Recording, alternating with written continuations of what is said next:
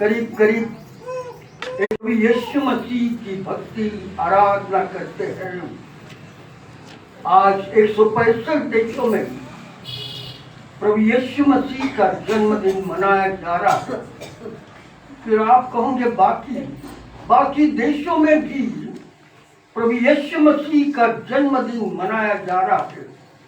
जहां जहां प्रभु यीशु के लोग हैं वहां लोग हर एक को happy Christmas happy Christmas happy Christmas कह रहे हैं और परमेश्वर का जय घोष कर रहे हैं।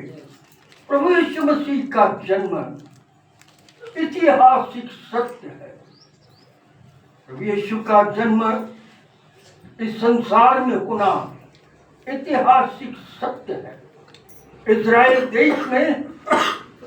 देश के बेथलेहम नगरी में गाय के चरनी में प्रभु यीशु का जन्म हुआ। आप में से बहुत कह सकेंगे ये कैसा हो गया? स्वर्ग का परमेश्वर मनुष्यों के मध्य में गाय के चरनी में क्यों पैदा हुआ? आप में से बहुत लोग कहेंगे जिन्हें इतिहास मालूम नहीं, वे कहेंगे कि ये कैसा? एक महान परमेश्वर प्रभु यीशु मसीह गाय के चरनी में क्यों पैदा हुआ? मित्रगण, पवित्र शास्त्र बाइबल के मुताबिक इस्राएल देश में राजा हेरोदस के द्वारा एक ऐलान किया गया कि आज सारे संसार में जितने लोग हैं वे सारे लोग अपने अपने नाम निशी लिखने के लिए हर एक स्थानों पर जाए। कुछ लोग यरूशलेम में रुके, वहां नाम निशी लिखी, कोई और स्थान में, परंतु पवित्र शास्त्र बाइबल बताता है नाम लिखी हेरोदस राजा कहने से पूर्व ऐलान किया गया कि हर एक को अपना अपना नाम नीचे लिखना है। परंतु पवित्र आत्मा के द्वारा बीबी मरियम नासरत में थी और वह यूसुफ की मंगेतर थी और यूसुफ की मंगेतर होने के कारण प्रभु यीशु मसीह की सामर्थी मां थी और उसका जन्म होने वाला था। और जब यूसुफ को यह मालूम हुआ कि मेरी जो होने वाली पत्नी है, जिसकी मेरी मंगनी हुई है, वह तो मुझे छोड़ दे रहा है, यूसुफ ने ये प्लान बना लिया कि मैं मरियम को छोड़ के चला जाऊंगा क्योंकि वो गर्भवती पाई जा रही है। ऐसे समय में प्रभु का वचन कहता है रात को जब यूसुफ सोया था, स्वप्न में परमेश्वर ने आकर यूसुफ से कहा, यूसुफ तेरी मंगेतर जो मरियम है उसे त्याग न दे, क्योंकि उसके जो गर्भ में पाया जाता है वह पवित्र आत्मा से है। और ये बात सुनकर यूसुफ एकदम चौंका गया और उसने कहा कि वो पुत्र जनेगी और उसका नाम यीशु होगा। सारे संसार के पापियों का उद्धारक प्रभु यीशु होगा। यह सुनकर यूसुफ मरियम के साथ रहने लगा और ऐसे समय में ऐलान हुआ है और ये गर्भवती थी। अब समय निकट था। ऐसे समय में नासरत गांव से गधे पर बैठकर यूसुफ और मरियम निकल पड़े बेथलेहम नगरी में। और बेथलेहम नगरी में जब जाने लगे तो बेथलेहम नगरी में जब पहुंचे तो दिन भर नाम निशी लिखना शुरू था। लोगों की भीड़ बेथलेहम नगरी में थी और यूसुफ और मरियम भी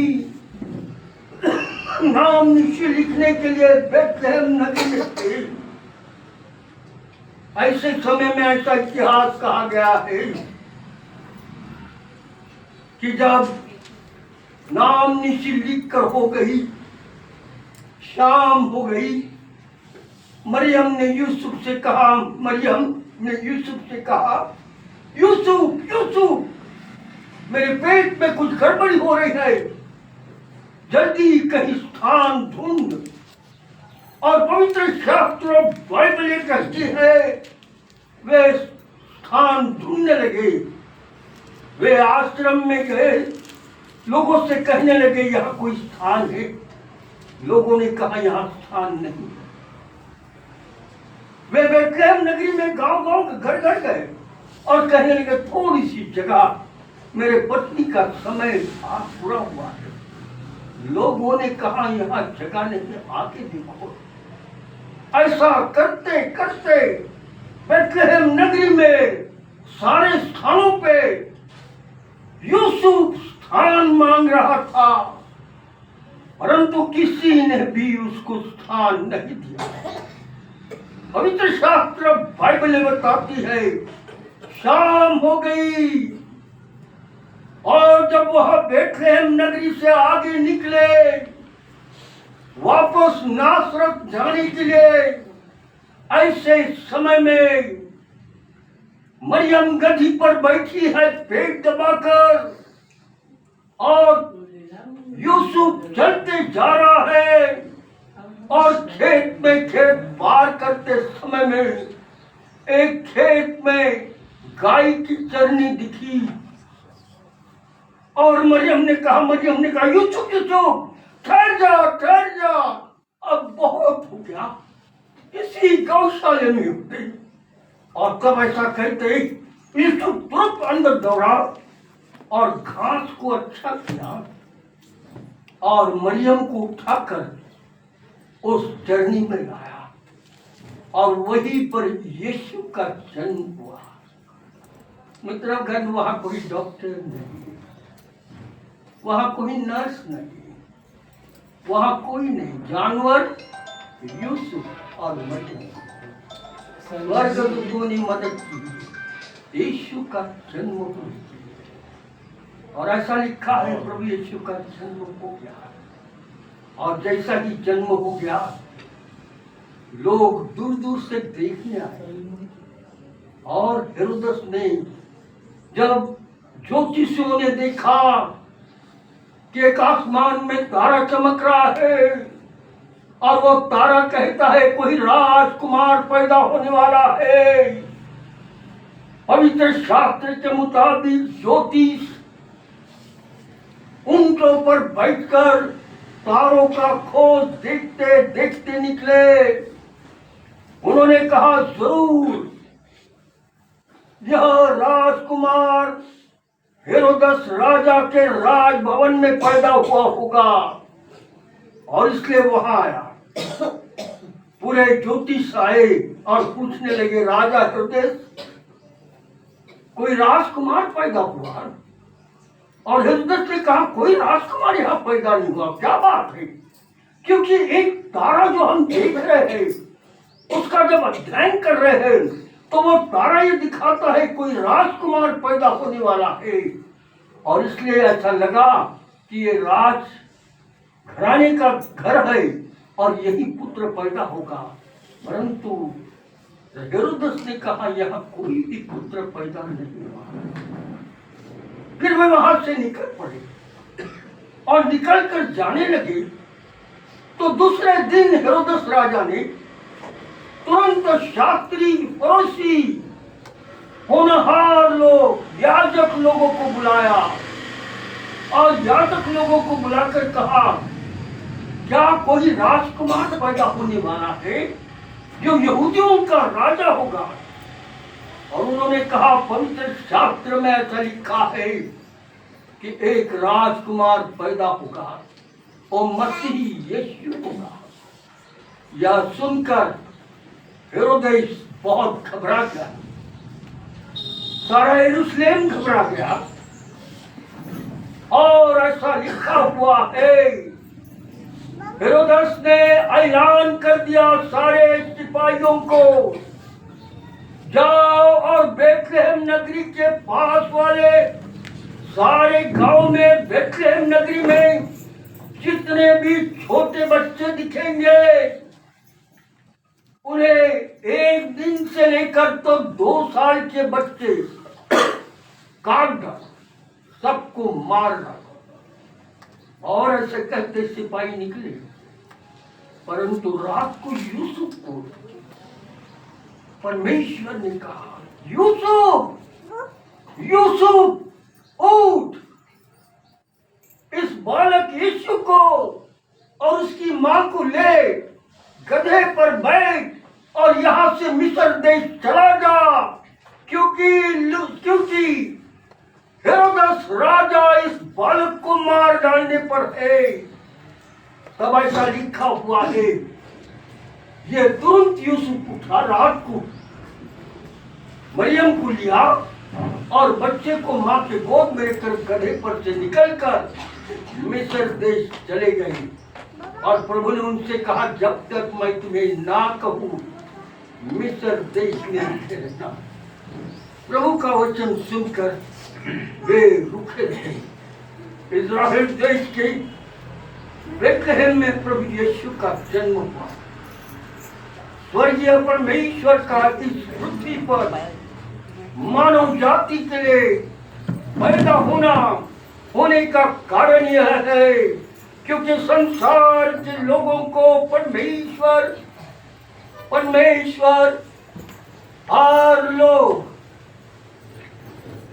परमेश्वर ईश्वर भगवान अल्लाह करते रहे, परंतु कोई भी समाज के लोगों ने परमेश्वर का दर्शन मनुष्य जाति को नहीं दिया।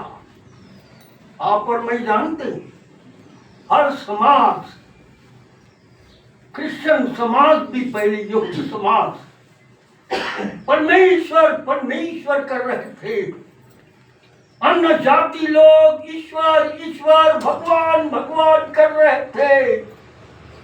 मुसलमान समाज अल्लाह कर रहे थे, परंतु कोई भी ऐसा परमेश्वर नहीं था कि जो आकर अपना रूप दिखाए, केवल यीशु प्रभु। हाँ मित्रगण, क्योंकि पवित्र शास्त्र जीवित परमेश्वर का वचन है, केवल उसी ने मानव जाति को दर्शन दिया। इसलिए ऐसा लिखा यूहन्ना रचित सुसमाचार इसका पहला अध्याय और उसके 18वें आयत में, परमेश्वर को किसी ने कभी नहीं देखा, एकलौता पुत्र जो पिता की गोद में है उसी ने उसे प्रकट किया। फिर एक बार मैं पढ़ूंगा यूहन्ना रचित सुसमाचार पहला अध्याय और 18वें आयत, किसी को मिलता है तो पढ़े। परमेश्वर को किसी ने कभी नहीं देखा, एकलौता पुत्र जो पिता की गोद में है उसी ने उसे प्रकट किया। हाँ, परमेश्वर को कभी किसी ने नहीं देखा, परंतु उसके एकलौते पुत्र ने उसे जाहिर किया। आखिर जिस परमेश्वर ने मनुष्य जाति को बनाया, उसी परमेश्वर को पुत्र रूप धारण करके मनुष्य जाति के पापों से मुक्ति देने के लिए आना पड़ा। कोई दूसरा आया नहीं, कोई भगवान आया नहीं,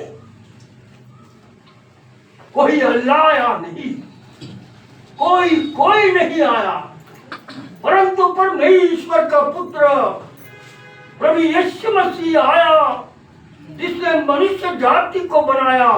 वो ही जीवित परमेश्वर मनुष्य को पापों से छुटकारा देने के लिए आया है। मित्रगण, आखिर परमेश्वर ने मनुष्य जाति को बनाया, उसी परमेश्वर को पुत्र का रूप धारण करके मनुष्य जाति के पापों से मुक्ति दिलाने के लिए आना पड़ा।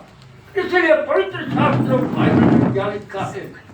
यूहन्ना रचित सुसमाचार पहला अध्याय 10वीं आयत में, वह जगत में था और जगत उसके द्वारा उत्पन्न हुआ और जगत उसके द्वारा उत्पन्न हुआ, और जगत ने उसे नहीं पहचाना। परंतु जगत ने उसे नहीं पहचाना। देखो पवित्र शास्त्र बाइबल क्या बोलता है? वह जगत में था और जगत उसके द्वारा उत्पन्न हुआ और जगत ने उसे नहीं पहचाना। आज कितने असंख्य ऐसे परिवार है जिन्हें प्रभु यीशु के बारे में नहीं मालूम, पहचानते नहीं, कौन है मालूम नहीं।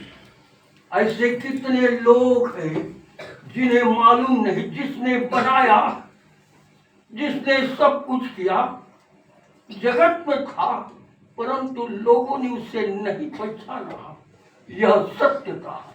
इसलिए पवित्र शास्त्र बड़ी सुंदर रीति से आगे क्या कहता है? देखो लिखा हुआ है यूहन्ना रचित सुसमाचार पहला अध्याय 11वीं आयत में, वह अपने घर आया और उसके अपनों ने उसे ग्रहण नहीं किया। उसके अपनों ने उसे ग्रहण नहीं किया। वो अपने घर आया। ओ बनी इस्राएली लोग, इस परमेश्वर की चुनी हुई कौम, उनके बीच में यीशु का जन्म हुआ, परंतु उन्होंने नहीं पहचाना यह हमारा उद्धार करता है। वह अपने घर आया और उसके अपनों ने नहीं जाना। आज हम में से कितने ऐसे हैं, हम उसे नहीं जानते। पूर्ण मन से, पूर्ण बुद्धि से, पूर्ण प्राण से, पूर्ण शक्ति से हम उसे नहीं जानते।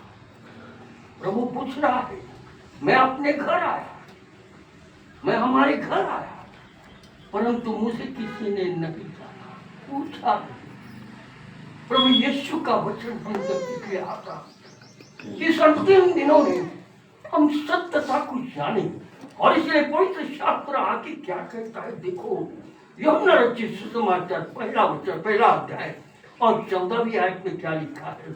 और वचन देहधारी हुआ, और यही वचन जो प्रभु यीशु का वचन है, द वर्ड ऑफ गॉड, यही परमेश्वर का वचन देहधारी हुआ।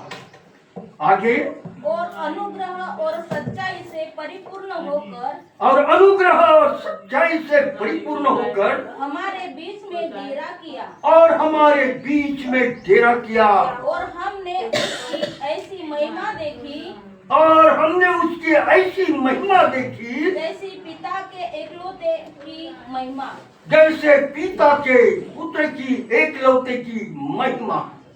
मित्रगण, यह बिल्कुल सत्य है। मनुष्य जाति ने अद्भुत कार्य प्रभु यीशु मसीह के द्वारा देखे हैं।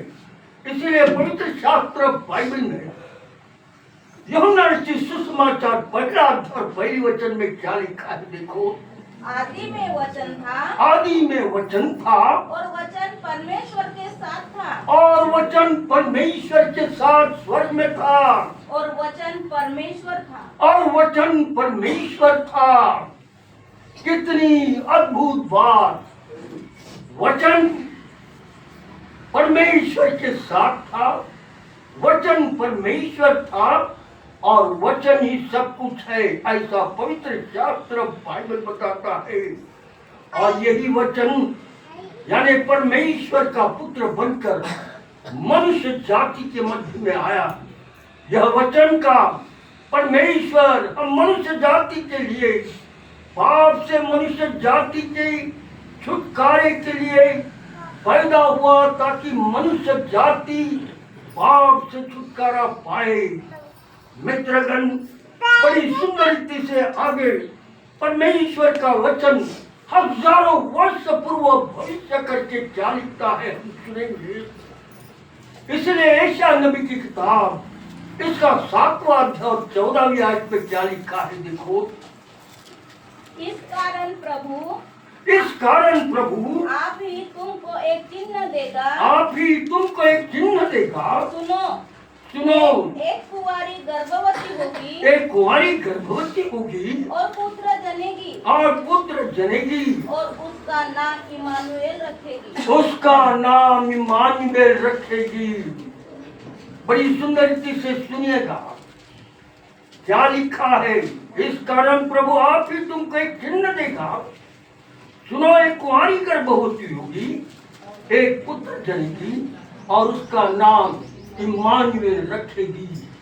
हजारों वर्ष पूर्व प्रभु यीशु मसीह के जन्म के 742 वर्ष पूर्व एशिया को परमेश्वर ने दर्शन देकर कहा, एशिया किताब में लिख कि आने वाले 2000 वर्ष के पूर्व एक अद्भुत काम होने वाला है। और क्या है? एक इमानुएल पैदा होगा। इमानुएल इसका अर्थ क्या है मालूम है? ओ स्वर्ग का परमेश्वर मनुष्यों के मध्य में, स्वर्ग का परमेश्वर मनुष्यों के मध्य में। आज कितनी सुंदर बात है। यही परमेश्वर जिसे इमानुएल कहा गया वह यीशु बनकर पापियों को छुटकारा देने के लिए बलिदान का पशु बनकर आया है। क्योंकि लिखा है बगैर लहू बहाए पापों की माफी नहीं, बगैर रक्त बहाए पापों की माफी नहीं। और इसलिए सारा संसार मनुष्य जाति पाप से छुटकारा चाहता था। मित्रगण सब इधर देखो, मनुष्य जाति पाप से छुटकारा चाह रहा था और छुटकारा पाने के लिए अपने अपने अपराध अपने अपने पाप लेकर चलता था।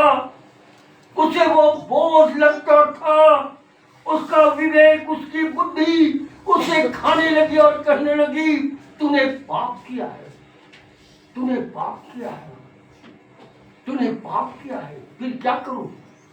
और ऐसा लिखते हैं सर्वधर्म के लोग मंदिरों में मस्जिदों में वेदियों पर बकरे मुर्गे गाय बैल जानवरों को काटते थे और उसका रक्त बहाकर बोलते थे मेरे पाप क्षमा हुए, मैंने बकरी का रक्त दे दिया, मैंने मुर्गे का रक्त दे दिया, मैंने गाय का रक्त दे दिया, मैंने बैल का रक्त दे दिया, अब मैं शुद्ध हो गया।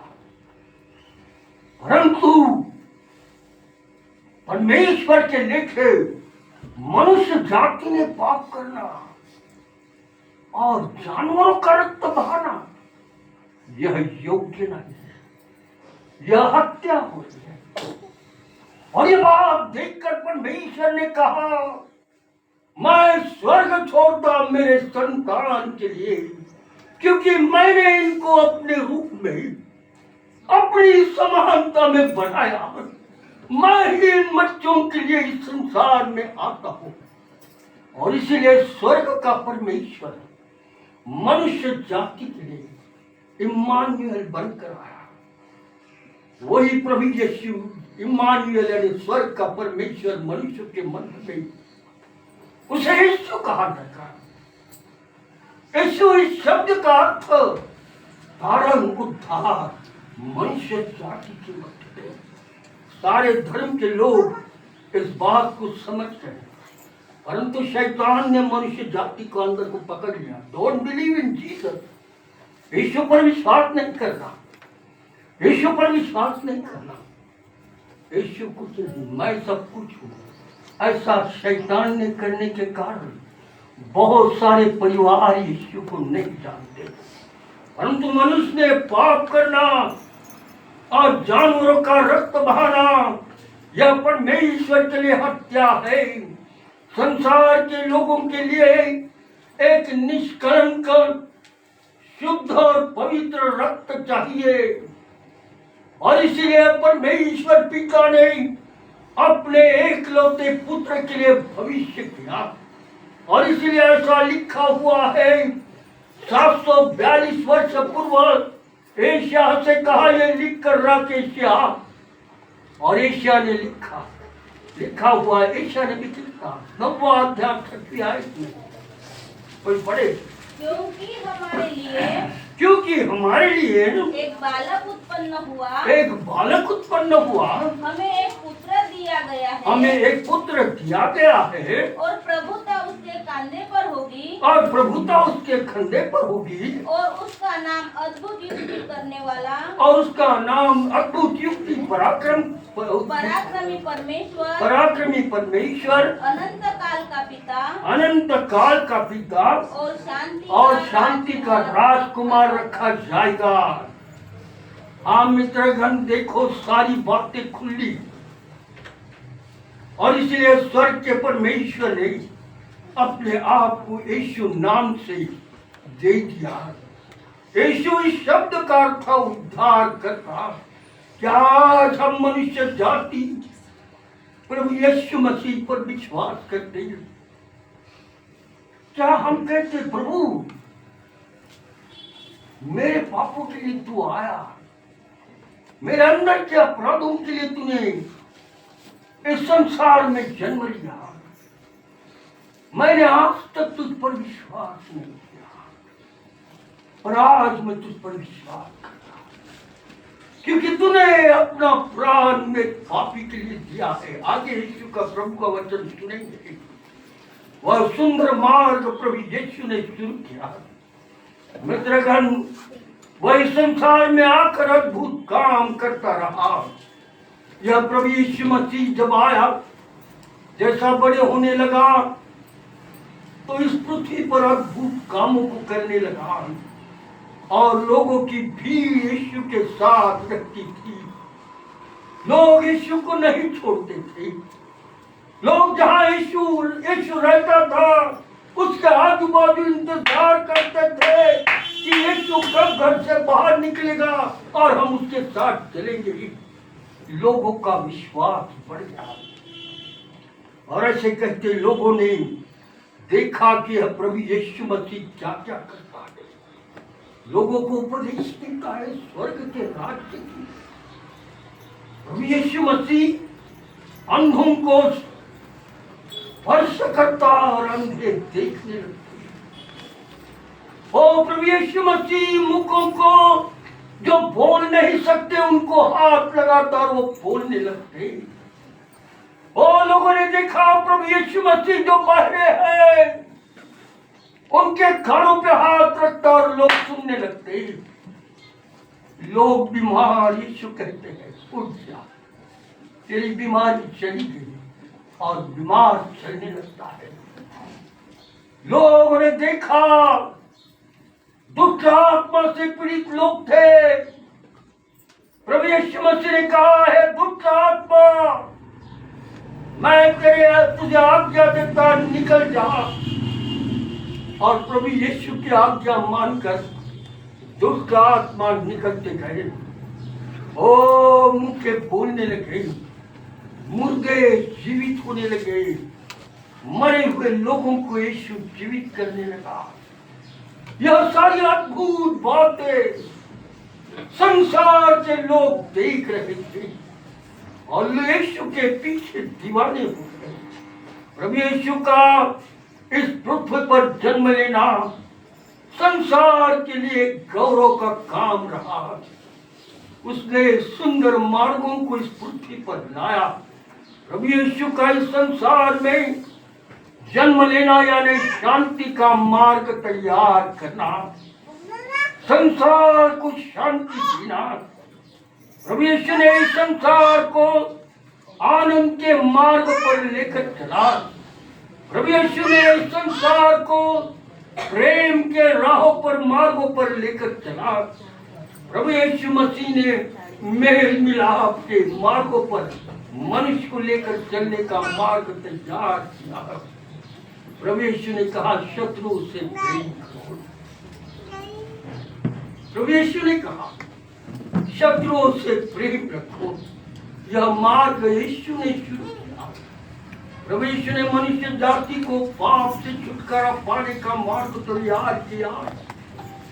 प्रभु यीशु मसीह ने अनंत जीवन का मार्ग मनुष्य जाति के लिए पृथ्वी पर लाया। मित्रगण, यह सत्यता है मार्ग। और इसलिए प्रभु यीशु ने कहा मार्ग, सत्य और जीवन मैं, बिना मेरे द्वारा कोई पिता के पास नहीं पहुंच सकता। क्या आज आप उस पिता से, उस प्रभु यीशु से प्यार करते, मोहब्बत करते, उस प्रभु यीशु से कहते प्रभु यीशु मुझ पापी पर दया कर? क्या आज मैं और आप यीशु पर विश्वास करते हैं? ओ वो मनुष्य, वो प्रभु यीशु गाय के चरने में केवल इसलिए आया, मेरे और आपके अपराध, जो पाप में जीवन था, उसके लिए क्रूस पर अपना प्राण दिया। मेरे और आपके अपराधों के लिए उस महान प्रभु यीशु ने क्रूस पर की मृत्यु से, उसके हाथों में खिले, पैरों में खिले, सीने में भाला भूसा गया, उसे क्रूस पर मार डाला गया, केवल इसलिए कि मेरे बच्चे अनंत जीवन पाए। मेरे लोग, मेरी बेटियां, मेरी बहनें, मेरे भाई, मेरे बुजुर्ग लोग अनंत जीवन पाए, किसी का नाश ना हो। क्या आज हम विश्वास करते हैं? मित्रगण, यीशु क्या करता है? जिस क्रूस पर उसे मारा गया, वो क्रूस आज क्या बोलता है? आपको मालूम है वो क्रूस क्या बोलता है? क्रूस बोलता है, मनुष्य कहता है, परमेश्वर कहता है, तू अपनी इच्छा से चल रहा है, संसार की इच्छा से चल रहा है। ओ संसार की इच्छा मनुष्य जाति को नाश की तरफ लेकर जाएगी, इसलिए मैं संसार की इच्छा को तोड़ता, अब से आप स्वर्ग की इच्छा से चलो। यही क्रूस कहता है, यही सलीब कहती है, यही प्रभु यीशु का वचन स्तंभ कहता है कि आज से संसार की इच्छा से चलोगे तो नाश होंगे। संसार की इच्छा चलोगे तो शैतान आपके साथ होगा और आपका नाश होगा। मैं नहीं चाहता आपका नाश हो, इसलिए संसार की इच्छा को मैं आपके लिए तोड़ डालूंगा। अब से स्वर्ग की इच्छा से चलो। क्या आज हम तैयार हैं कि मैं तो स्वर्ग की इच्छा से चलूंगा? मैंने अपने जीवन में बुराई की, मैंने अपने जीवन में पाप किया, मैंने अपने जीवन में अपनी मतलब की बातें की, मैंने यीशु क्या और देखा नहीं, परंतु आज वचन कहता है संसार की इच्छा छोड़। मित्रगण, समय बहुत थोड़ा है, पवित्र शास्त्र का भविष्य पूरा हो रहा है। आज आप टीवी पर न्यूज सुनो, अखबारों में न्यूज सुनो, पढ़ो, आपको पता लगेगा पवित्र शास्त्र पूरा हो रहा है। उससे पहले उद्धार को हासिल कर लो, क्योंकि प्रभु यीशु मसीह उद्धार करता करके आया। प्रभु को कहूंगा मैं तो बपतिस्मा लिया, तो मैंने बपतिस्मा लिया, मैं तो मसीह हूँ। मित्रगण, बपतिस्मा जरूर लिया, कलीसिया लिया, परंतु स्वर्ग का बपतिस्मा रह गया। वो कुंजी मेरे हाथ में है, हम मनुष्य जाति के हाथ में है। बहनों आपके हाथ में, बच्चों बुजुर्गों आपके हाथ में वो कुंजी है। जब तक पश्चाताप नहीं करेंगे स्वर्ग का दरवाजा है। जिस दिन हम पश्चाताप करेंगे, अपने पापों के लिए रोएंगे, पश्चाताप करके कहेंगे प्रभु मुझ गुनहगार पर दया कर, उसी दिन स्वर्ग का दरवाजा खुलेगा, आपके लिए स्वर्ग का अनंत जीवन मिलेगा। प्रभु आज आप सबको आशीष दे। आज के इस क्रिसमस के मैसेज पर, आज के इस प्रभु यीशु मसीह के वचन पर प्रभु अपनी आशीष दे। हम अपने स्थान पर खड़े हो जाएंगे। वचन आप तक आ गया। यदि आपको ऐसा लगता मैंने अपना जीवन अभी तक नहीं किया, तो मित्रगण आप प्रार्थना में रहो, वचन में रहो। समय थोड़ा है, प्रभु यीशु का आना बहुत जल्दी है। अपने जीवन को प्रभु के हाथ में दे दो। यही हमारे लिए गौरव की बात है। आइए हम प्रार्थना करें। हमारे अत्यंत दयालु परमेश्वर पिता, आज तूने जो वचन मुझे दिया, इस वचन को मैं तेरे प्रिय लोगों के मध्य में रख दिया। तू अपने लोगों से बातचीत कर। तेरा मार्ग हर एक के जीवन के लिए तूने खुला रखा है कि मेरे बेटियां, मेरे बेटे, मेरे बहने, मेरे भाई, मेरे बुजुर्ग नाश न हो, परंतु अनंत जीवन पाए। हर एक की तू सुनी ले, हर एक को तू स्पर्श कर। इस क्रिसमस के दिन इनके जीवन में नवीनता आए और वे आज से हर्ष और आनंद और खुशियों में रख सके। ऐसी आशीष सबको दे, हर एक के साथ यीशु के नाम से आमीन। आइए आपसे